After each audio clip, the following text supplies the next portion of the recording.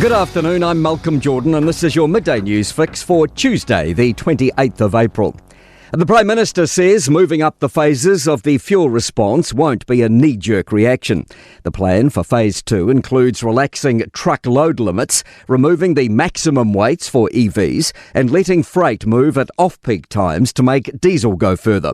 Chris Luxon told Mike Hosking there's no current risk to fuel supply. We've got confirmed orders through to the end of May. We've got planned orders through to June. We've got really good levels of stocks in country. The latest update showed 41.3 days of diesel in the country. A man's been charged with attempted murder after a stabbing at a central Dunedin home. A person was rushed to hospital in a serious condition from a Heriot Road property on Saturday morning.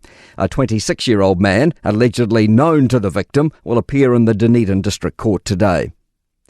The Trade Minister says our free trade agreement with India is one of the most high-quality deals that India's ever signed.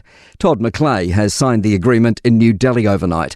The deal, which is due to be tabled in Parliament today, will expand our trade with the world's largest country. But McClay told Mike Hosking it's more than just an economic and trade agreement. More than just an economic agreement, strategic for the region. They're talking a lot about the cooperation, the people-to-people link, the culture, the sport.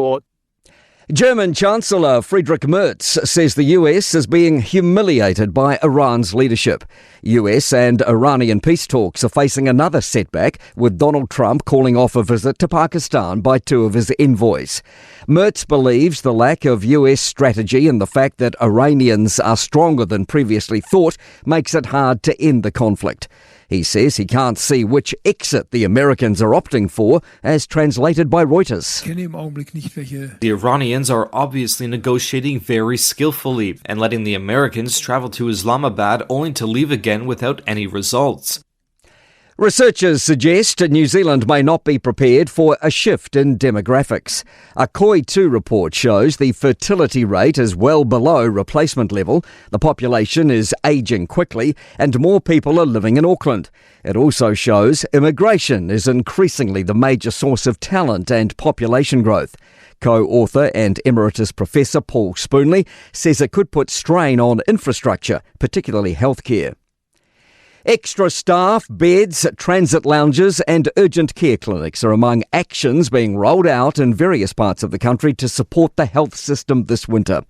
Health New Zealand has released its $25 million winter plan, outlining national and local initiatives aimed at reducing the pressure on the health system. Executive National Clinical Director Richard Sullivan says the regions have highlighted the areas where they feel they have the most need, and Health New Zealand is investing in those. More ED docs in the central region because that's their need. Te Waipounamu, quite a lot of access to the aged residential care beds.